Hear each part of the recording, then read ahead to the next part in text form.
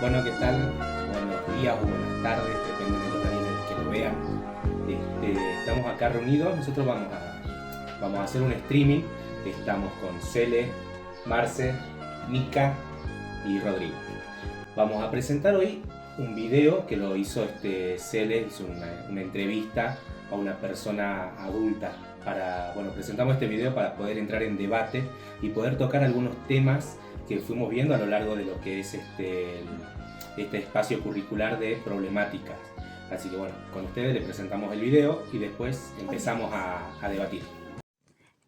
¿Cuántos años tenés? 74. Bien, te voy a hacer un par de preguntitas con respecto a lo que es tu educación, lo que fue tu educación en tus tiempos. ¿Vos sabés leer y escribir? No, No. ¿Tus maestros cómo eran? ¿Eran estrictos? sí. ¿Te pegaron alguna vez en la escuela Pégame, no, con puntero me metí por la cabeza. con el puntero? Ah, antes era puntero. Y a pesar de que te pegaban, ¿a vos te gustaba ir a la escuela? No, porque no, ya no me gustaba ir. ¿Por qué no te gustaba ir? Que uno hacía algo, ya la maestra te ponía penitencia. ¿Y cómo eran las penitencias? Se hacía para el lado del pizarrón. Mm, Para abajo. bien. Pero a pesar de todo eso, ¿vos aprendiste algo en la escuela o no aprendiste nada? No, nada. Bien. Y ahora que ya sos grande, en tu vida adulta, ¿vos crees que necesitas saber leer y escribir? Quiero aprender. Ya no puedo, ya. Pero te gustaría. Sí. No me graba la cabeza. ¿Y alguien, ahora vos ya siendo adulta, alguien te hizo sentir mal por no saber leer y escribir? Por ejemplo, en el hospital o cuando ibas a hacer un papel, ¿no te decían cómo no vas a saber leer o escribir? No, ¿No? no. Yo lo único que decía que yo era alfabeta, ¿no? Ah, bien. Trataba bien a la gente donde iba. ¿Vos qué consejo ahora como madre, abuela, le darías a tus hijos? Que estudie, que no se aburra igual que yo, que haga caso a su mamá, a tu papá, que no sean atrevidos. Claro, porque antes te enseñaban mucho el respeto, ¿no? Sí, Entonces estaría bueno que siga ese, por lo menos el lado de Claro. que enseñen a respetar a los adultos. tienen que respetar, saludar a las personas mayores. Él sí enseñaba a la escuela a hablar. Bueno, ya hemos visto el video. Qué fuerte y qué común en esta época poder escuchar el testimonio de una persona así que ha pasado ya con 74 años la señora. Ponemos en contexto, la señora es tu abuela, ¿no, Cele? Sí, bueno, es mi abuela y es una realidad que no solamente se presenta en ella, sino en la mayoría de las personas mayores. Hay muchas personas que opinan lo mismo, lo cual me llevó a entender que no se trata de la rebeldía de un chico extrovertido, ansioso o que tenga un mal comportamiento, sino como que fue una generación en la cual muchos chicos se llegaron a sentir muy vulnerables en este ámbito. Y es por lo cual hoy en la actualidad tenemos muchas personas mayores analfabetas. Así es, bueno. A ver, acá hemos anotado algunas cositas que hemos podido rescatar del video para analizar. Por ejemplo, nos comentaba en una de las preguntas de que la educación antes, en las escuelas por lo menos, se acostumbraba al maltrato físico hacia los estudiantes, y eso es algo común que también pasa, que creo que mucho de lo que hemos transitado, lo que es la práctica, la residencia en la modalidad, nos hemos encontrado con este testimonio de que de la gente mayor recibía maltrato físico, verbales, psicológico.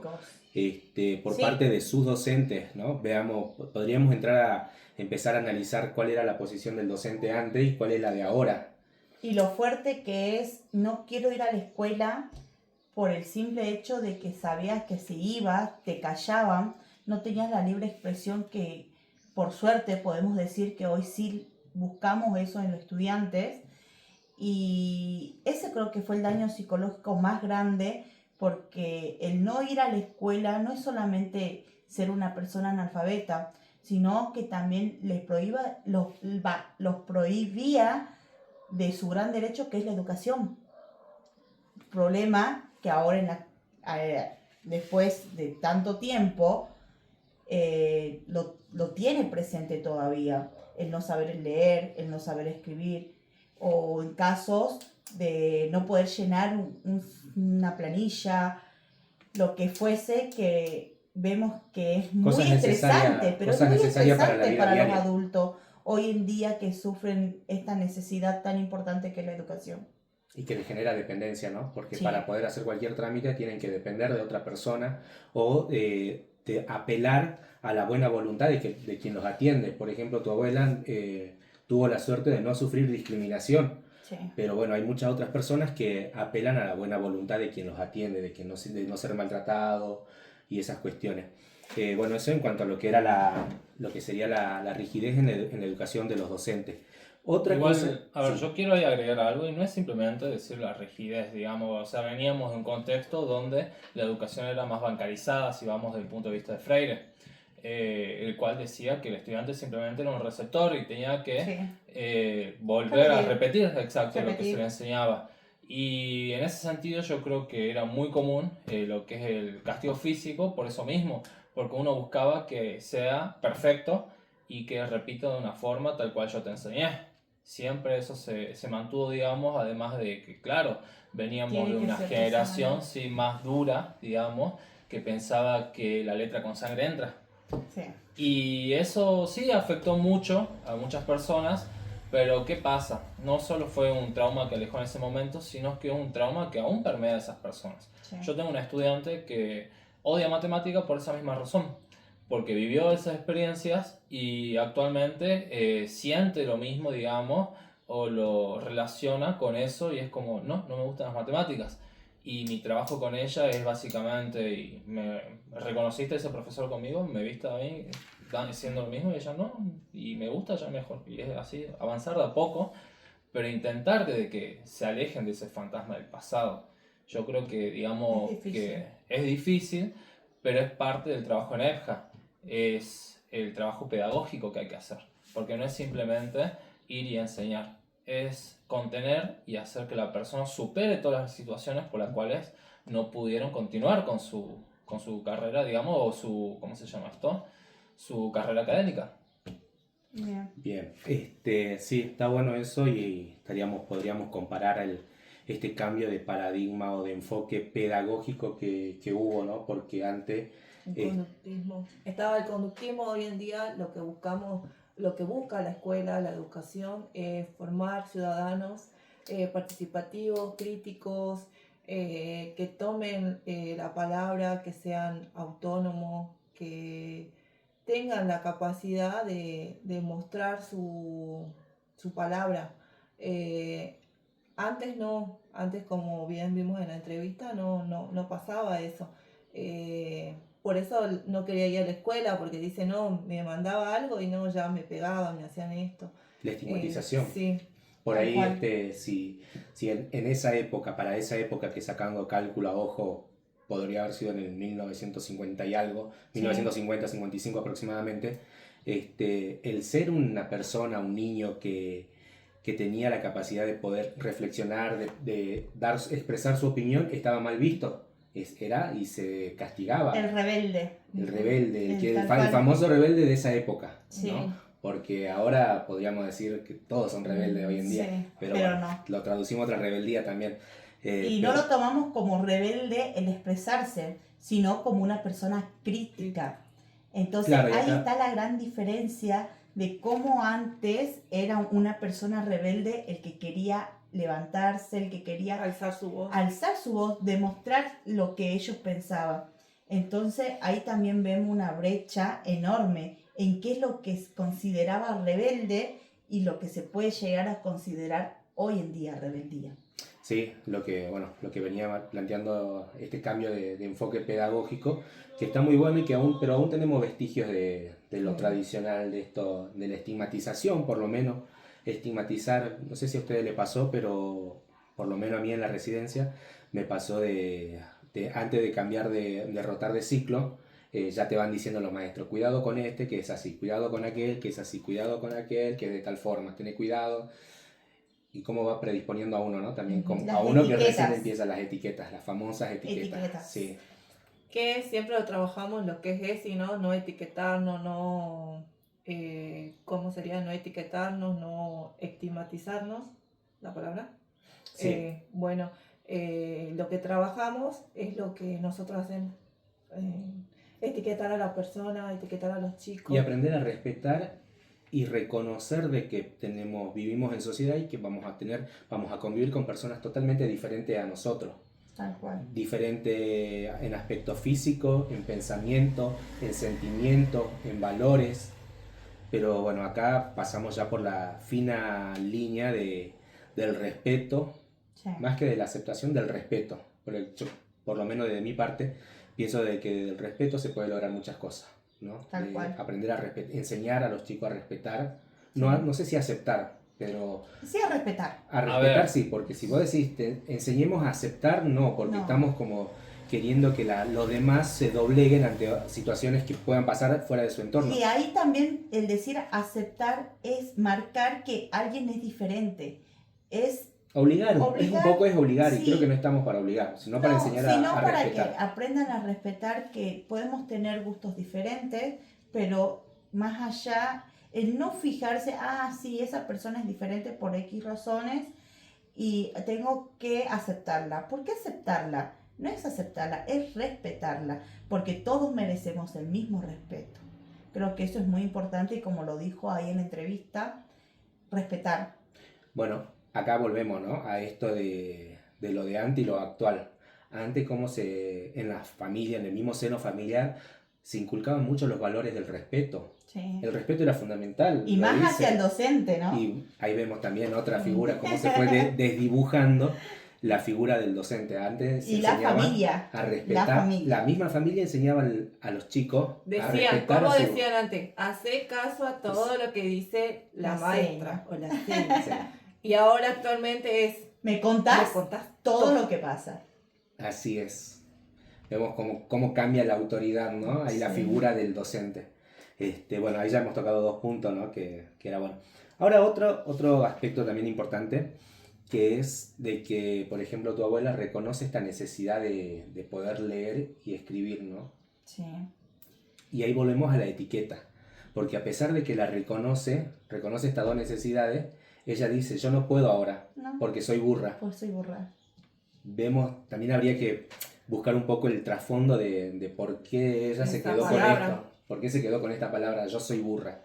Y bueno, como decimos en mi abuela, ella me comentaba que el típico te vas al fondo o al frente con las orejas de burro.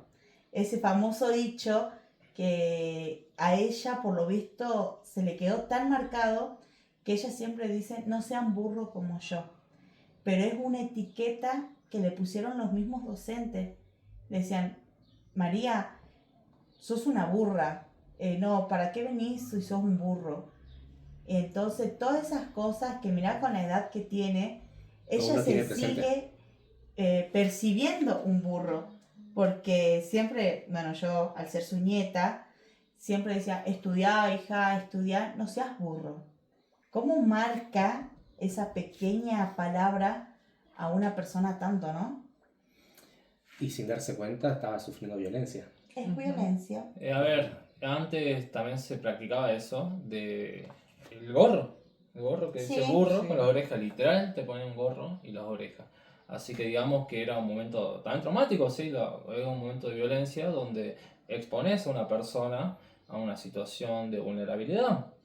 Y eso claro que va a pasar factura a lo largo del tiempo, porque no es simplemente decir, ay no me pasó eso y qué gracioso, sino más bien es una situación donde vos, suponete que te pasara, te pondrían al frente del aula con las orejas y el resto se te reiría. ¿Vos cómo te sentirías? El Bueno, famoso bullying, ¿no? sí. Sí. El bullying que Yo no creo se que no- notaba, que no se lo llamaba, porque no era bullying. No, Entonces, ahora, con solamente decir, no quiero hablar con vos, ya es un bullying.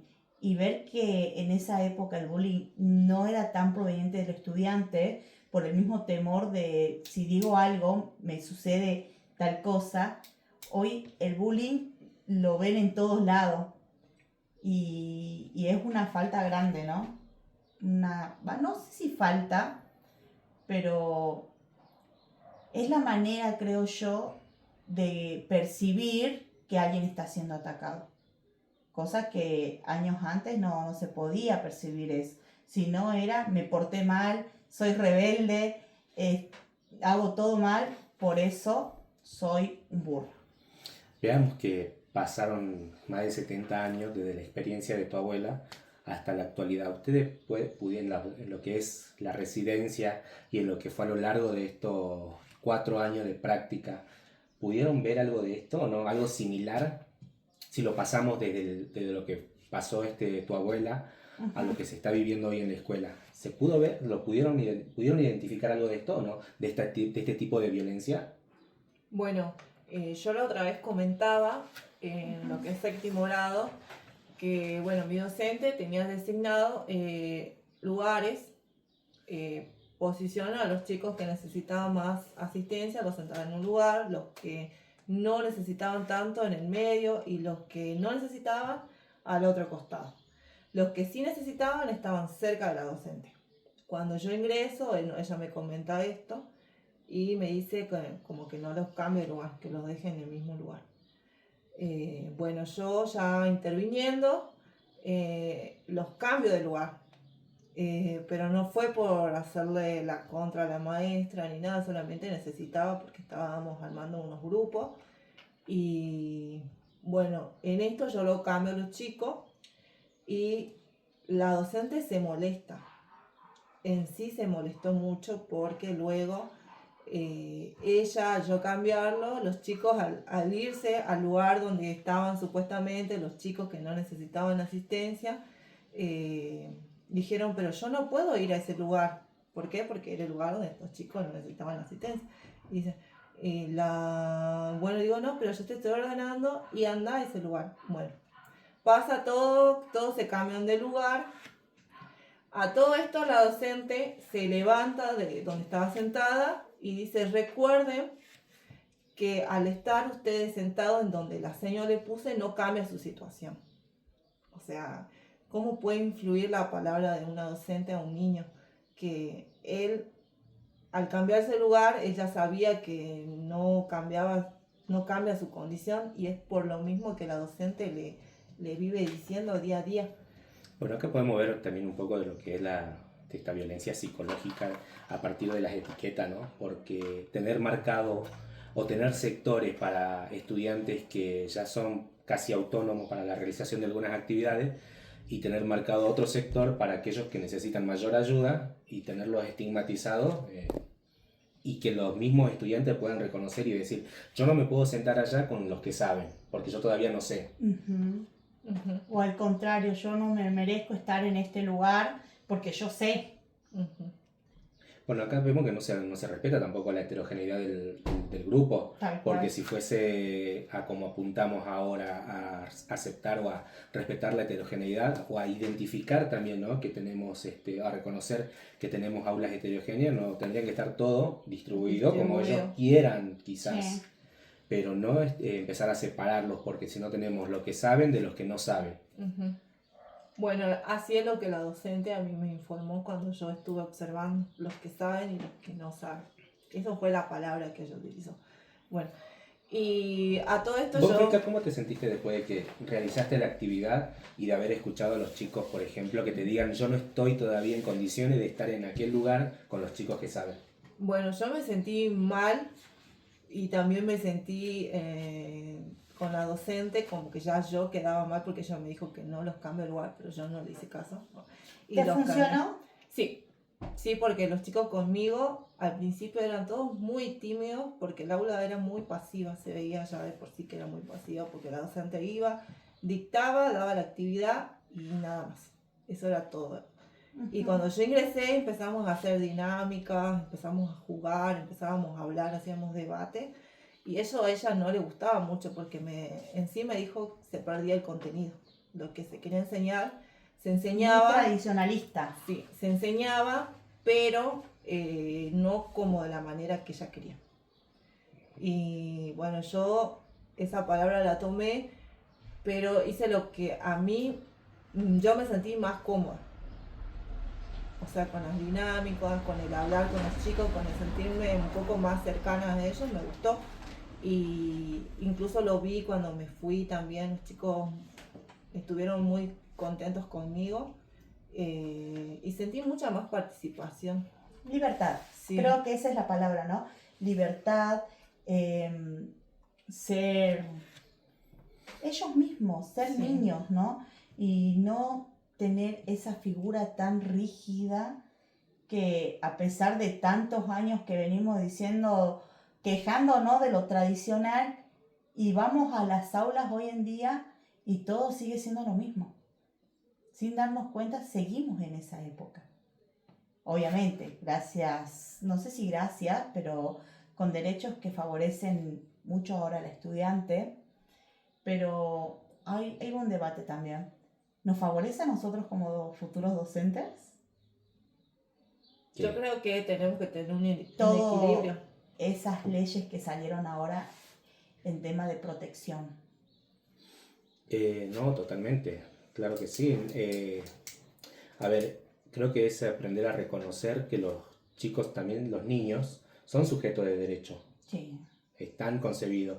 A ver, como habíamos buscado por ahí, esta ley que es la 26.061, que es de protección integral de los derechos de niños, niñas y adolescentes, fue sancionada hace poco, acá a la vuelta de la esquina, Sí. 2005. Nada. 2005, veamos la diferencia que hay. Retomemos el ejemplo de tu abuela, Sí. 1950 aproximadamente, Sí. al 2005 son más de 50 años Sí. que pasaron para poder reconocer a los niños como sujetos de derecho y poder garantizarles el acceso o la obligatoriedad, por ejemplo, a la educación, a la salud, a la familia, a ser felices, a poder llevar una vida acorde a la etapa en la que están viviendo, porque no hay Son nada más lindo que la necesidades. infancia.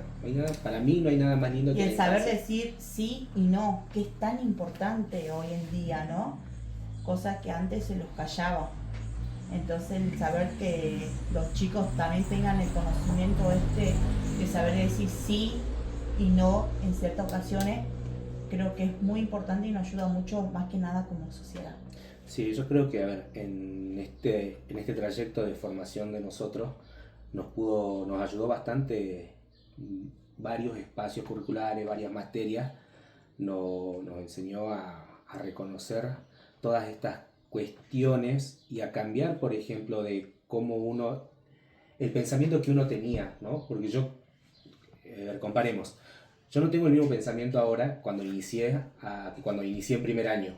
Sí, ¿No? tal Yo cual. creo que fui cambiando y evolucionando, fui cambiando la mirada con respecto a la educación, con respecto a los niños, con respecto al docente, Tal cual. empezar a sentir, yo antes criticaba a los docentes, por ejemplo, Sí. y ahora empiezo a reconocer de que los Y docentes, ahora soy docente. ahora bueno, ya estoy Ahora es a autocrítico. 2 semanas de ser docente, ahora me van a criticar. Pero con una diferencia enorme, ¿no? Porque creo que a pesar de quejarnos de las materias y quejarnos de todo, es como vos decís, fue una gran evolución, no solamente académica, sino también psicológica Personal. y personal, tal cual esa es la palabra personal, que nos hizo entender lo que realmente es el rol docente. Como una vez lo dijo la profe, somos niñera, psicóloga, mamá, papá, veterinario incluso, Porteros. porteros Sí. y todo. Entonces es abrir este campo y demostrar entonces qué es realmente un docente, ¿no? Bien, acá vamos a la parte esta de reconocer, de resignificar. Todo esto nosotros lo tenemos que tener en cuenta algo que es ponerlo en práctica. Porque por ahí queda muy lindo, ¿no? Decirlo, sentarnos acá y hablar, dialogar, y quizás no estamos resolviendo mucho. No. ¿Dónde lo podemos resolver? En el En aula. las aulas. Por ejemplo, esto que hizo En el Mica. accionar. Perfecto. Mica, que pudo identificar de que hay niños que están siendo quizás maltratados psicológicamente al estigmatizarlo. Y lo que hizo Mica, de todo esto lo aprendido Romper. en el... Claro, romper con esa barrera que le ponía la docente también a Sí. ellos, porque es una barrera. Los que saben, los que no saben, y vos sabés hasta acá nada más. Claro.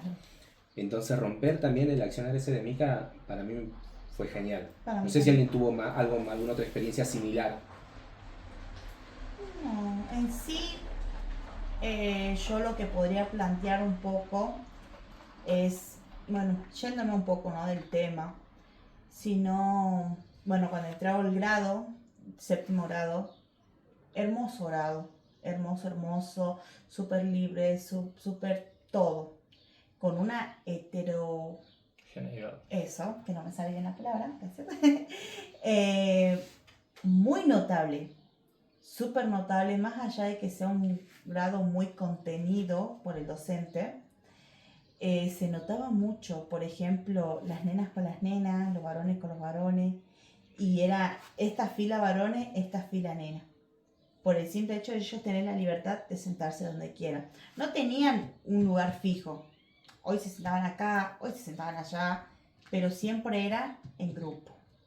Entonces como que a mí eso sí me llamó un poco, me prendió el foco y digo, ¿por qué? Entonces no son tan libres como creo yo o creía en ese momento de que lo era. Al igual que las actividades, siempre eran individuales o en grupo, pero grupos ya conformados por ellos. Bueno, si quieren hagan 5, si quieren hagan 2, si quieren hagan 3. Entonces a mí lo que me mató fue una actividad que hice, que fue una pequeña obra de teatro. Hablamos lo que era la violencia, o sea, estamos hablando de séptimo grado, chicos preadolescentes, con las hormonas a full. Entonces, lo fundamental creo que era esto, ¿no? El saber decir sí y no. Los hice trabajar en pareja. Una mujer, un varón, una mujer, un varón. Que fue al azar. Fue a ver, vení vos. Decimos un número, listo, vos, así. Cosa que ellos cuando quedaron con sus compañeros, porque imagínate, nena, varón, quedaron, ¿qué estamos haciendo?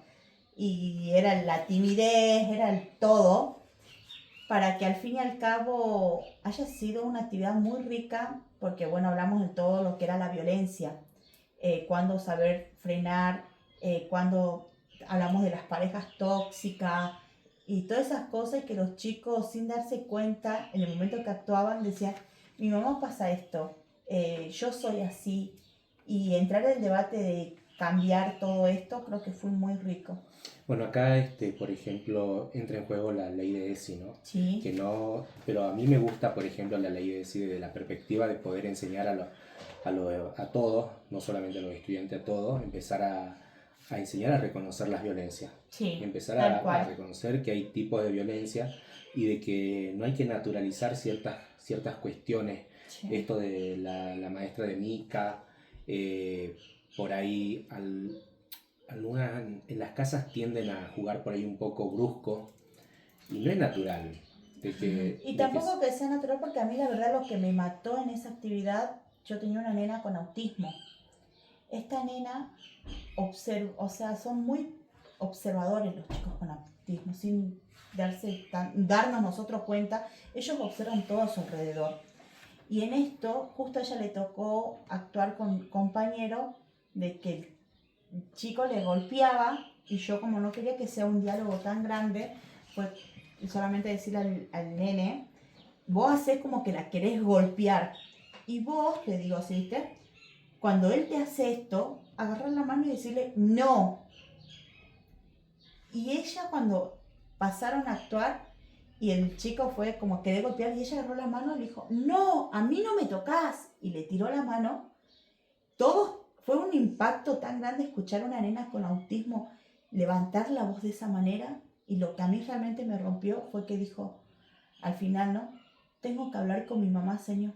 Mi mamá tiene que aprender a decir no. Y yo le digo, ¿cómo? O sea, yo quedé trabada, porque para mí fue muy fuerte. Y dice, sí, señor, me dice. porque mi mamá me dice que está bien esto, que son cosas de pareja. Y yo ahora le voy a decir que ella tiene que hacer como yo, decir no, a mí no me tocas. Fue muy fuerte para mí realmente. Y sí, ahí lo que estuvo haciendo es internalizar esa situación, esos Ujú. hechos de violencia y tomarlo como algo común, cotidiano y normal de las parejas, que no debe ocurrir, ¿no? Creo que en eso estamos todos de acuerdo. No, Sí. la cuestión no debe ocurrir. Bien. Bueno, para ir sintetizando un poco, podríamos decir entonces de que nosotros como docentes no han pasado cosas medianamente leves en las instituciones, en lo que fue la residencia, las prácticas y demás, pero ahora hay que aprender a interiorizarnos más, por ejemplo, con algunas leyes, que salieron ahora en las jornadas anteriores, que son no me sale el nombre ahora, a ver, me ayudan a pensar, los protocolos Ah, para ¿qué ver debemos hacer? cómo, claro, que ayudan también al docente cómo accionar ante diferentes situaciones, no solamente estas situaciones de golpes que se dan Sí. común en los niños que se caen en la escuela, jugando y demás, sino situaciones en donde vemos que los chicos pueden llegar con algún tipo de maltrato físico, psicológico, hasta sexual, ¿no? Sí, Porque ha tal pasado también. El cómo accionar, el cómo ir haciendo paso tras paso, porque nos toca tener más que nada no solo precaución, sino también cuidado. Bueno, y acá hay algo muy importante que se habló también, que nosotros como personas estamos obligados a hacer la denuncia si sabemos, ¿no? Porque si no nos convertimos en Cómplices. Cómplices. Esto de ser por ahí acusado por omisión o ¿cómo era el otro? Por acción u omisión, ¿no? Si uno fue partícipe o si sabía algo y omitió decirlo, nos implica también a nosotros como docentes. Entonces no podemos desviar la mirada ante estas situaciones que van pasando en la escuela y que podemos y tenemos que ser capaces de identificar. Tal cual. Así que bueno.